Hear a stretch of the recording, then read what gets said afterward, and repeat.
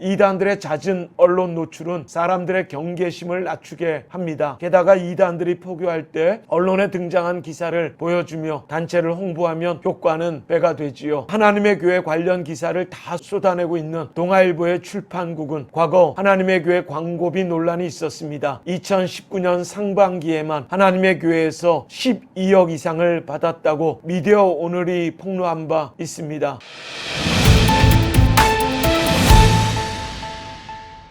안녕하세요. 현대종교TV의 탁지원 소장 인사드립니다. 이제는 여름에 9월도 포함이 돼야 되는 것 같습니다. 여지껏 여름에 무더운 인사들을 계속 나누고 있는데 끝날 줄을 모르네요. 참 하나님이 창조한 세계, 바로 인간의 욕심으로 이런 지구온난화의 문제, 환경의 문제가 계속되어지는 것이 이단 문제보다 훨씬 더 중요한 문제가 아닌가 싶은 생각에 안타까움과 아쉬움으로 또 여전히 무더위 속에 오늘 녹화하며 여러분들을 만납니다. 자, 9월에 네 가지 뉴스와 칼럼 준비했는데, 자, 오늘 첫 번째 이단과 언론의 공생이라고 하는 제목으로 준비를 했습니다. 이단 경계가 잠잠한 시기를 틈타 언론의 이단 홍보 기사가 우후죽순으로 노출되고 있습니다. 보도자료를 그대로 옮겨놓은 것과 다름없는 기사들도 여러 발견됩니다. 다수의 언론이 이단들의 자원봉사, 이웃돕기 성금, 김장 나눔 봉사, 경로당 식사 대접, 헌혈 등의 봉사활동은 물론 정기총회, 수료식, 말씀 대성회 등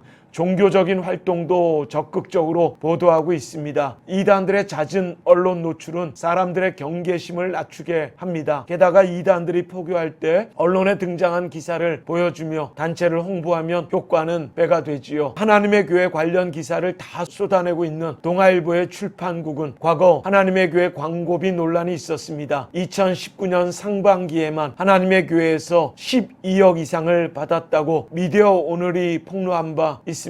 언론은 이단 단체를 보도하며 경제적인 이익을 얻을 수 있고, 이단은 단체를 홍보하기에 언론에 보도된 기사만큼 좋은 것이 없습니다. 둘 사이의 공생 속에 이단의 실체를 모르고 속는 피해자의 증가가 우려됩니다. 이 외에도 신천지, 은혜롭교회 광고들과 또 교계 일간지에까지 매주 모습을 드러내고 있는 다락방 같은 이단들의 광고를 통한 포교 활동이 결코 사랑하는 이들의 미혹으로 이어지지 않도록 더욱 주시하고 주목해야 할 것입니다. 교계 언론들까지 여기에 자유로울 수 없는 이들은 더욱더 정신 차려야 되지 않을까 생각합니다. 한면에는 이단의 비판 기사로, 한면에는 이단의 광고로 정말 독자들이 혼란스러운 상황을 만들어내지 않도록 세상 언론은 몰라도 교계 언론은 더욱더 하나님을 두려워해야 되지 않을까 싶은 생각이 듭니다. 자, 오늘 이단과 언론을 이야기하면서 언론에 더 이상 속고 또 피해가 되지 않기를 다시 한번 간절한 마음으로 전하면서 오늘 첫 번째 뉴스 마치도록 하겠습니다. 더욱 영육간에 강건할 수 있는 한 주간 될 수 있기를 바랍니다. 감사합니다.